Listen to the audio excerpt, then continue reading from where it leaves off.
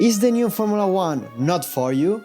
The Mario Kart-like overtakes thanks to electrical power ain't satisfying your needs for wheel-to-wheel racing? Then I've got the best series for you. Just change the 1 for a 2 because it's Formula 2. Their cars are still in the ground effect era, which by comparison seem like the best regulations Formula 1 ever had. And today, here on the Racing Chronicle, I'll explain to you the 5 names you must know before the next Formula 2 Grand Prix. 5 names and an extra one. You'll see why, and knowing them all, you won't be as lost when watching the next race.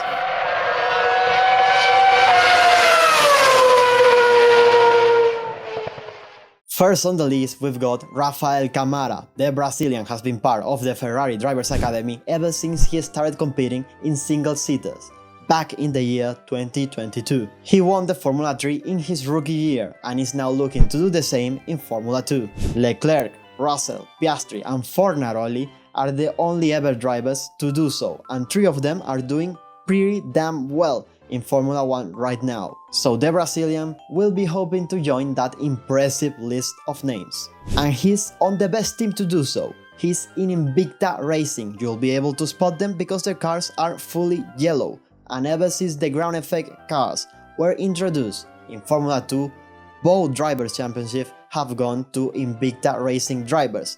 In 2024 it was Gabriel Bortoleto and in 2025 it was Fornaroli. Even though the cars are in theory the same, the amount of engineers, technicians, their quality and experience vary from team to team. That's especially relevant at the moment of setting up the car for going racing, giving an advantage to certain teams, like Invicta Racing. Now, pay attention to what I'll say next, because here's the tea. He was born on the same year as another Ferrari Driver Academy driver, who's now in Formula 1.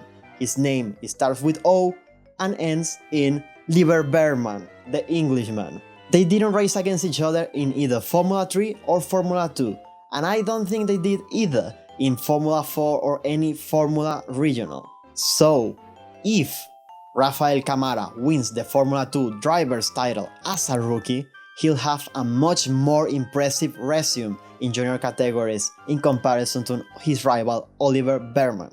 And why am I saying Oliver Bearman is his rival? Because I believe Ferrari will be looking to give Camara a seat in Formula 1 as soon as possible to directly compare him with the Brit. And whoever does best between them two will be the replacement for Lewis Hamilton at the Scuderia. Because Hamilton leaving Ferrari is something that's going to happen sooner rather than later. He's 41 years old now, and I don't see him ending up this decade as a Formula 1 driver. And that's when either Camara or Oliver Bearman can swoop in and take that precious Ferrari seat for themselves. Now we got Colton Herta. You probably heard about him before. He's the oldest driver we'll be talking about today, being born in the year 2000. It feels goddamn awful talking about someone born in the year 2000 just as someone old, but it is what it is. And why are we talking about him if there are younger and probably better prospects, both in Formula 3 and Formula 2? Well, his nationality is the key. He is American, and as you all know, there's a brand new American team on the grid. And why can't Cadillac just give him the seat? Well, it's a matter of super license points. You need at least 40 to compete in Formula 1, and accumulated 40 points between your last 3 seasons racing. And bear with me through this section because it's time to do some math. I'm not really that good at it, but hopefully you'll all understand me. 2024, 2025 and his potential result in 2026 are the only years we need to take into account. In 2024, he was runner-up at IndyCar behind Alex Palou, which gives him 30 points. But last year, on 2025, he was only 7, which grants him 4 points, not 8 like it will do now. So at this point in time, he has 34 points, 6 missing to get to that magic number of 40. And just in case you're wondering, what did he do in the year 2023? Well, he ended up 10 at IndyCar. So only 1 point for the year, not enough to get 40 either. And that's probably the reason we don't see him driving right now a Cadillac Formula 1 car. So, What does all of that entail? Well, it means he will need to finish 8th or higher this season in Formula 2 to have a Formula 1 super license. However, you can also gain an extra point for every free practice 1 session you do if you complete at least 100 kilometers. So we'll probably see him take part in a few of those and rack up a bunch of points that way. After the first round in Australia, he's only 10th in the standings. If he truly needs those extra free practice 1 points to get the super license, at that point, is it even worth it to have a guy like that in your Formula 1 car? Well, that's for Cadillac to decide. If it was up to me, my answer would be absolutely not. I'm well aware that Cadillac probably wants him in his Formula 1 team due to marketing purposes. But if he's just not good enough, that bubble of hype around Formula 1 that has been forming in North America is probably going to diminish if they see an American driver and an American team doing poorly in the championship. So I'm not entirely sure if it is worth it for them, especially when talking about long-term plans.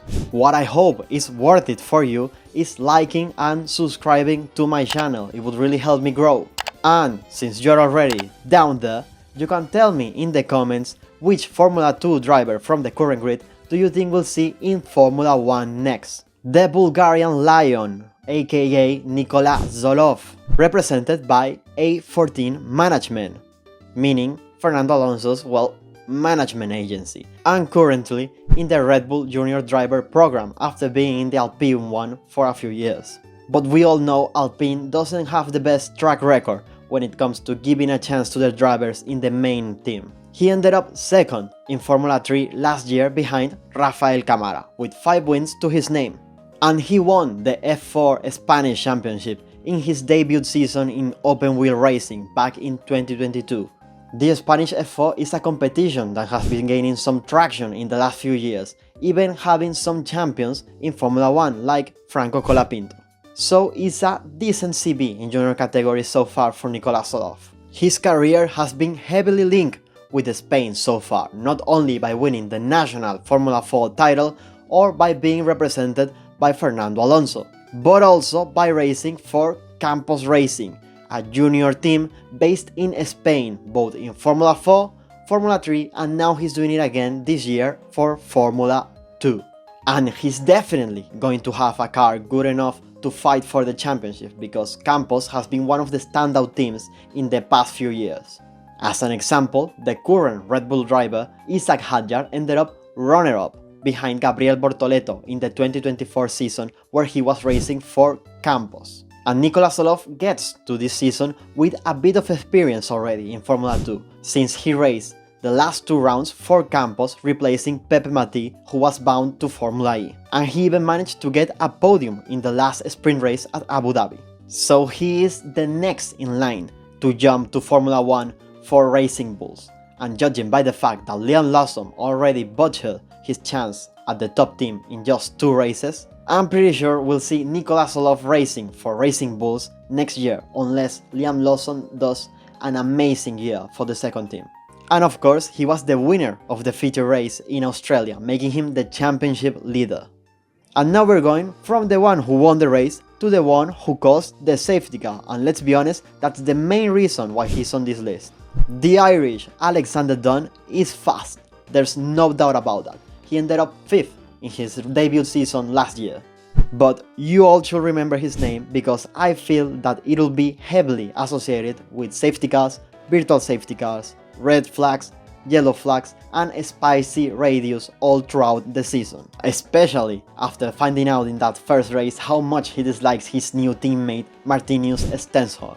Dunn gives the same kind of vibes as Dan Tickton, don't know if you all remember him. Fast and problematic to say the least, but entertaining to watch in junior categories. He was part of McLaren drivers program until the end of last year when Helmut Marko from Red Bull decided to sign him for his junior developer program without telling anyone else at Red Bull. The stakeholders, Oliver Mitzlaff, one of the CEOs at Red Bull, and even Lauren Mekies were against his signing, but good old Helmut Marko did it anyways. Personally, I love this story, one of the most nonsensical stories to come out in the last few years. At the end, Red Bull ended up having to compensate financially Alexander Dunn to cancel the contract. And this whole ordeal was one of the main reasons Helmut Marko left Red Bull. Or we could say he was kindly invited to leave. Now Alexander Dunn is part of Alpine's driver program, which ain't exactly famous for making their drivers debut in Formula 1. But if the Argentinian Franco Colapinto starts to struggle, we all know Flavio Briatore is quite fast at making heads roll. And the Irishman might just be the next one in line to take that seat. Now, Dino Beganovic might seem like a strange choice to highlight amongst the F2 drivers. I could have mentioned other drivers, such as Joshua Dirksen, the Paraguayan, who's racing for Invicta Racing, and we've established they're a good team, so he's probably gonna be up there in most of the races. I could have gone for Gabriele Mini as well, who I also expect to be up there. Or I might have even gone for the Nepo Baby route and talk about Sebastian Montoya or Emerson Fittipaldi Jr. But since he got the pole position for Australia, I might as well reward him by talking about him in this video. Cause being consistent at qualifying, for me at least, is one of the main keys to success in the junior categories. So if he keeps qualifying high on the grid, he might mount a challenge for the title. A challenge for the title without being in anyone's radar really, just like Felipe Drugovich did back in 2022. Why do I say he is outside everyone's radar? Well, he has probably taken a bit too long climbing the Formula 3 and Formula 2 ladder. Besides, he's kinda old compared to other drivers in the category and hasn't really shined like some of them. He has spent 2 years in Formula 3, ended up 6th both times, racing for Prema, which had a really good car back then. And last year, in his debut season in Formula 2, he ended up 7th, with just a sprint race win to his name in Baku. Not really all that impressive. To add on to that, he's part of the Ferrari Drivers Academy, but is clearly behind both Oliver Berman and Rafael Camara in terms of expectations and priority. That's why it was Camara, the one who got the deal with Invicta, the best team on the grid. Despite all that, if he can keep qualifying high, his experience might just help him clinch the championship. So based on his performance in the first round, I decided to include him in my list. And now we're talking about the +1. And who's the +1? Who's the +1? Well, it's Mari Boya, the driver from Lleida, from the town of Les, to be more precise. And am I talking about him just because he comes from the same province as I do? Kinda, not gonna lie. That's why he's the +1. I'm talking about 5 drivers +1, and he's the +1, so it's fair in my book. His results have been lackluster, to be honest. He has spent 3 seasons in Formula 3, where he ended up 17, 15 and 3rd respectively. Those first 2 seasons in particular were not good at all. He had a couple of highs, like when he fought with Bortoleto and Colapinto for a podium in Monza, but in general he didn't show the pace even from Formula 2.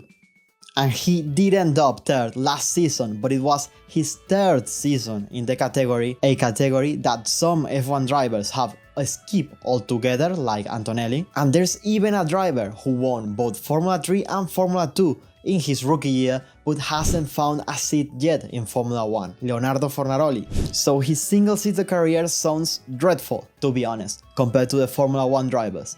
But last year, he signed for the Aston Martin Academy, being their first signing and the only one in Formula 3 and Formula 2, even up until this day. After that, his performance changed drastically. It was like he now understood the car much better and was able to get much better results that allowed him to get a 3rd place in the standings in Formula 3 last year.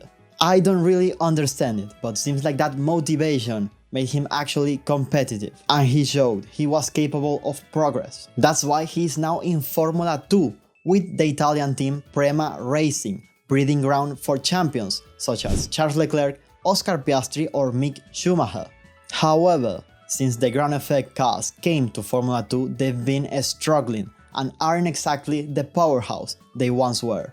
Even though the scenario is not ideal, being literally the only driver in the Aston Martin Academy makes it worth it to keep an eye on him. Because even if it is as a reserve driver or a simulator driver, I'm sure we'll be hearing his name in Formula 1 in the next few seasons. And at which other point am I gonna have the chance to talk about Lleida? I'm probably not gonna have the chance again, so I just had to take it. Now you're all at least more prepared than when you started watching this video for the next Grand Prix, which will be in Miami in 2 weeks time. And who knows, maybe I've just introduced you to a future Formula 1 star. That's all for today. Thank you for watching the video. Let me know what you think about it in the comments down below, and you can also follow me on my social media. Until next time.